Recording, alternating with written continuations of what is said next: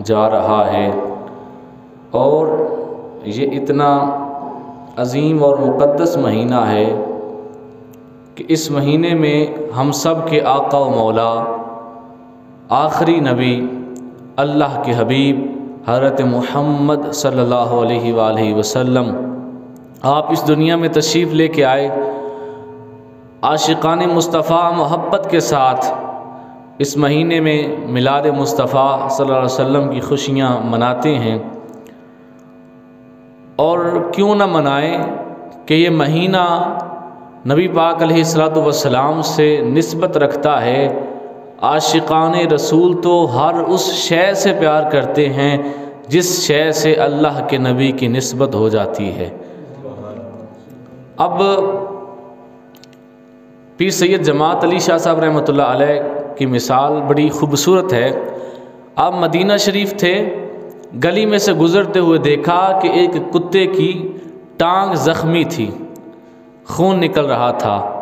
آپ اس کے پاس رکے، اپنے سر سے پگڑی اتاری، اس سے کچھ کپڑا کاٹا اور اس کتے کے پاؤں کے اوپر پٹی باندھ دی۔ کسی نے کہا حضور یہ کتا ہے اور آپ سید ہیں، آپ اپنے سر کی پگڑی اتار کے اس کتے کے پاؤں میں باندھ رہے ہیں۔ پیر جماعت علی شاہ صاحب نے فرمایا تجھے کتا تو نظر آ گیا، تجھے گلی نہیں نظر آئی؟ یہ گلی کس کی ہے یہ بھی تو دیکھ کہ گلی کس کی ہے۔ تو عاشق ہر اس شے سے پیار کرتا ہے کہ جس شے کا نبی پاک علیہ الصلوۃ والسلام سے رشتہ ہوتا ہے، ان سے نسبت ہوتی ہے۔ تو عاشقان مصطفیٰ محبت سے اس مہینے کے اندر اپنے نبی علیہ السلام کے میلاد کی خوشیاں مناتے ہیں اور مال خرچ کرتے ہیں، گلیوں کو سجاتے ہیں، محافلیں سجاتے ہیں اور اپنا مال خرچ کرتے ہیں۔ اور کریں بھی کیوں نہ، یہ مال اگر ہمیں ملا ہے تو اللہ کے نبی کے صدقے ملا ہے ہمیں۔ اور یہ دیکھیں نا شاعر نے کتنی خوبصورت بات کی، جو آیت کریمہ میں نے خطبے میں پڑھی ہے۔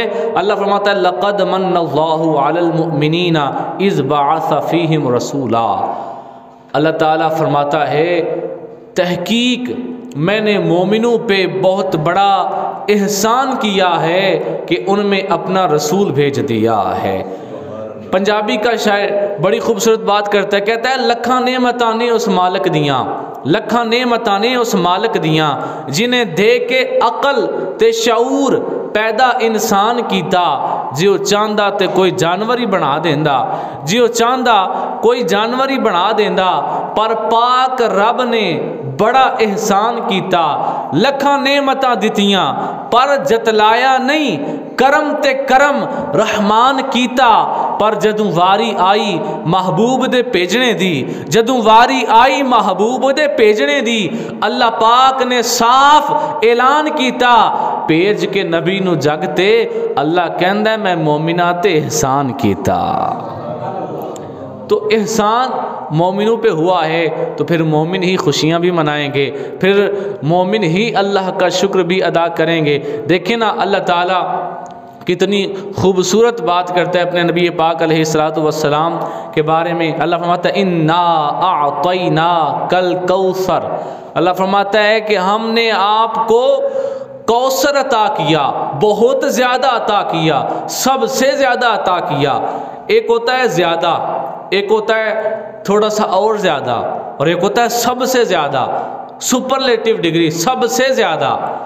تو اللہ فرماتا ہے کہ ہم نے آپ کو کوثر عطا کیا، بہت زیادہ عطا کیا، سب سے زیادہ عطا کیا۔ اب توجہ فرمائیے گا، میں نے آپ سے ایک سوال کرنا ہے، مجھے جواب دینا ہے۔ آپ نے پورے پاکستان کے اندر ٹوٹل گاڑیاں کتنی ہیں؟ کیا کوئی بندہ گن سکتا ہے؟ میں کیا جواب دے ہو نہیں آخیا سر لاوے ہو، بندہ جواب دینا یار کو منہ نال جواب دیو، بندہ گڈیاں گن سکتا ہے؟ ہوں پتہ لگے نا تھوڑے جہے بولتے چالتے بھی، پہلے تو ایسی وجہ میں تو سائلنٹ موڈ سے لگ کے آئے ہو، کوئی گڈیاں گن سکتا ہے؟ اچھا پورے پاکستان کے اندر لوہا کتنا ہے کوئی گن سکتا ہے؟ پوری دنیا کے اندر لوہا کتنا ہے کوئی گن سکتا ہے؟ پوری دنیا کے اندر سونا کتنا ہے کوئی گن سکتا ہے؟ پوری دنیا کے اندر پیسہ کتنا ہے کوئی گن سکتا ہے؟ وہ نہیں گن سکتے، کئی سیلنگاں میں چھپا کے رکھے ہی ہوندے جے، وہ باہر تھوڑے جو ہوندے جے انہیں چھپائے بے با ہوندے جے، تو کوئی گن سکتا ہے یہ سارا پیسہ، یہ مال و دولت کو گن سکتا ہے؟ نہیں گن سکتا، لیکن یہ اتنا مال و دولت، یہ اتنا کچھ، یہ کچھ کوئی بھی نہیں گن سکتا، اتنا کچھ زیادہ ہے یہ سارا کچھ۔ لیکن اللہ کیا فرماتا ہے؟ فرماتا ہے قل متاع الدنیا قلیل، فرما دیجئے یہ دنیا کا مال و متاع تھوڑا ہے۔ کیا ہے؟ تھوڑا ہے۔ اب بنانے والا کہتا ہے کہ تھوڑا ہے، ہمیں دیکھتے ہیں تو ہمیں بہت زیادہ نظر آتا ہے، ہم گن ہی نہیں سکتے، لیکن جو بنانے والا ہے وہ کہتا ہے تھوڑا ہے، تو ہم اپنی عقل پہ نہیں جائیں گے، اپنے رب کی بات مانیں گے۔ کس کی بات مانیں گے؟ تو رب کہتا ہے قل متاع الدنیا قلیل، یہ ساری دنیا کا مال تھوڑا ہے۔ تو ہم کہتے ہیں یا اللہ یہ سارا کچھ اتنا زیادہ ہو کے بھی تھوڑا ہے، تو پھر زیادہ کیا ہے؟ اللہ فرماتا ہے انا اعطیناک الکوثر، زیادہ وہ ہے جو میں نے اپنے نبی کو عطا کیا ہے، تو زیادہ وہ ہے جو میں نے اپنے نبی کو عطا کیا ہے۔ کل انا اعطیناک الکوثر، اللہ فرماتا ہے میں نے سب سے زیادہ اپنے نبی کو عطا کیا ہے۔ تو یہ ساری دنیا کا مال و متاع تھوڑا ہے، زیادہ ہے تو میرے نبی کا علم زیادہ ہے، زیادہ ہے تو میرے نبی کا رتبہ زیادہ ہے، زیادہ ہے تو میرے نبی کی شان زیادہ ہے۔ اور آج لوگ کہتے ہیں نا کہ یہ جو میلاد شریف کا مہینہ آتا ہے تو کچھ لوگ کہتے ہیں کہ یہ اتنا مال و دولت خرچ کر رہے ہیں، یہ اتنا زیادہ کیا کر رہے ہیں، یہ نہیں کرنا چاہیے۔ آپ نے پچھلے جمعہ سنا تھا حافظ بلال صاحب ماشاءاللہ آپ کے امام صاحب نے بتایا تھا کہ کعبہ جو ہے اس کے غلاف پہ ہر سال کتنے کروڑ پیسے، ہر سال کتنے کروڑوں روپے اس کے اوپر ہر سال لگتے ہیں۔ اب یہ جو میں بات کرنے لگا ہوں نا، یہ صحابہ کے دور سے بات کرنے لگا ہوں۔ جو لوگ کہتے ہیں نا کہ میلاد آج تم مناتے ہو، یہ بھلا سرکار علیہ السلام کی آمد پر ان کے گھر والوں نے منایا تھا؟ یہ بات سوال کرتے ہیں کہ بھلا جب وہ آئے تھے تو کیا ان کے گھر والوں نے میلاد منایا تھا؟ وہ مکے میں پیدا ہوئے تھے۔ ہمارے نبی کس شہر میں پیدا ہوئے؟ جنہوں پتہ ہے دسو کیڑے شہر سے پیدا ہوئے؟ تو مکے میں ہمارے آقا پیدا ہوئے، تو کہتے ہیں کہ سرکار علیہ السلام مکے میں پیدا ہوئے تو کیا مکے والوں نے اس وقت میلاد منایا تھا؟ تو ہم کہتے ہیں اس وقت تو ابھی کسی نبی کی نبوت کا زمانہ، اعلان نبوت کا شروع نہیں ہوا تھا، یعنی اس وقت اگر کوئی زندہ نبی تھا، ہے ویسے تو سارے نبی زندہ ہیں نا، ظاہری طور پہ بات کر رہا ہوں، اگر کوئی زندہ نبی زمین پہ موجود تھا تو وہ ہمارے آقا علیہ السلام تھے، اور انہوں نے ابھی اعلان ہی نہیں کیا تھا، وہ تو ابھی پیدا ہوئے تھے۔